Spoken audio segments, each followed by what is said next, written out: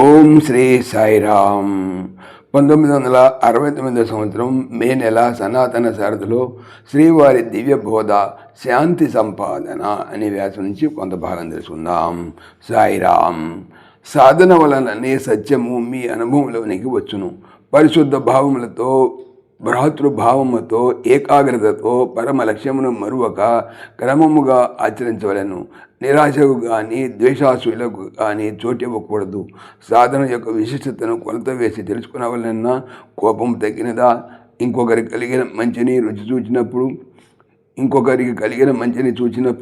నీ మనసులో ఆ మంచి నీకే కలిగినంత సంతోషము పొంగి పొరలినదా అని ప్రశ్నించుకోవాలను.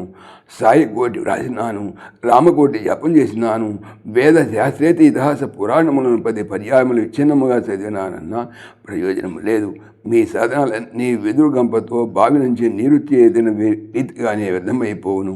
అనుగ్రహం అనే బావి నుంచి ప్రేమ పాశం అనే త్రాడును సశీలం అనే కుంభమునకు కట్టి చేతిన మాత్రమే ఆ నీరు దొరికేది. పాత్ర భద్రత లేకపోతే అనుగ్రహ జలము లభించదు. సర్వమత్మల సారము ఈ సత్శీల సంపాదనే, ఈ చిత్తశుద్ధియే. నా మతము గొప్ప, వారి మతము చిన్నది, వారికి ఫలము తక్కువ, నాకు దొరికే అనుగ్రహం ఎక్కువ అని ఎవరు గర్వపడుతారో వారికి ఆధ్యాత్మిక అభిరుచి సున్నా. మతముల సంగతి వారికి ఏమి తెలియదనే తేలుచున్నది. బాహ్యముగా మతముల మధ్య గోచరమయ్యే భేదములను సత్యాన్వేషణ సలిపి మీరు సమన్వయ దృష్టితో సమరసము చేసుకొనవలెను. ఆకులను, పువ్వులను, కాయలను చూచినచో ఒక వృక్షమునకు మరొక దానికి తేడాలు కనపడతాయి. అయితే వాటికన్నిటికీ ఆధారమైన మొదలను చూచిన వృక్షజాతికి చెందిన అన్ని చెట్టులకు సన్నిహిత సంబంధము తెలును. మీరు ఆకులను చూచి చిన్న పెద్ద అని విభాగము చేయకూడదు. అవి ఒకదానికొకటి పరమ విరుద్ధముగా ఉండును. ఆకుల ఆధారము చూచినచో ఏకత్వానుభవము కలుగును. శాంతి ప్రాప్తి, ఆనంద ప్రాప్తి, మోక్ష ప్రాప్తి చేకూరవలని నోటితో చెప్పుచు కాగితంలో రాయిచు ఉండిన ఫలితం ఉండదు. దానికి కృంగి అయ్యో పరమాత్మ అనుగ్రహించలేదు అని నిరాశకు చోటిచ్చిన లాభం లేదు. స్వామి అనుగ్రహమును సంపాదించే నిమిత్తము సాధన సలపవలను. స్వామి హృదయము నవనీతము వంటిదే. సరే, అయితే వెన్న కూడా కరగవలెనన్నా కొంచెం వేడి చూపించవలను కదా. ఏమిటా వేడి? హృదయావేదన. భగవత్ కటాక్షమును కరుణను పొందవలెనన్న ఆవేదనతో పిలువలను. ఆవేదనయే భగవంతుడిని కరిగించి కదిలించే శక్తి గల వేడి. ఎన్ని శివరాత్రులు, ఎన్ని నవరాత్రులు గడిచాయి, ఇంకా మీలో నా వేడి బయలుదేరలేదంటే జీవితమే ఒక నిరంతర రాత్రిగా గడుపుతున్నారన్నమాట. రాత్రి జీవితము జయించి నిరంతరము పగటి జీవితము గడపాలనే ఆశతో సాధన చేయండి. తేజోవంతమైన జీవితమే పగటి జీవితము, యోగుల జీవితము యోగ బలమే అన్నిటికీ ఆధారము. శాంతితోనే శాంతిని సాధించవలను. అశాంతితో శాంతిని సంపాదించ వీలు కాదు. భగవద్ స్వరూపమే శాంతి, నిర్మలము, చల్లదనము, తెల్లదనము. అందుకే శివుడు కైలాసములో నివసించుతున్నాడు అంటారు. హేమము తెల్లగా చల్లగా ఉంటుంది. ఆ ప్రదేశము శాంతముగా నిర్మలముగా ఉంటుంది.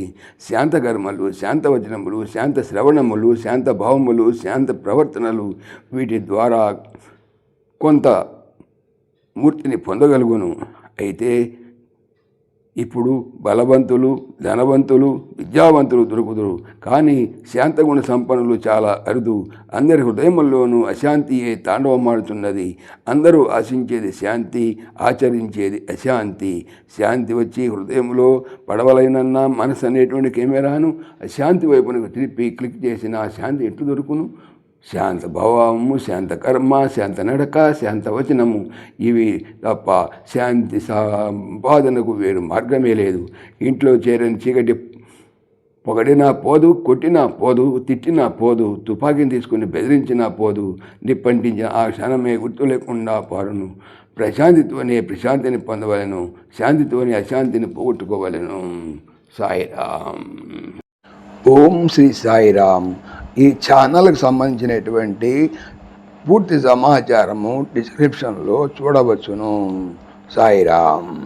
సమస్తలోకాః సుఖినో భవంతు, సమస్తలోకాః సుఖినో భవంతు, సమస్తలోకాః సుఖినో భవంతు. ఓం శాంతి శాంతి శాంతి. జై భోले భగవాన్ శ్రీ సత్య సాయి బాబాజీకి జై. జై సాయిరామ్. జై జై సాయిరామ్.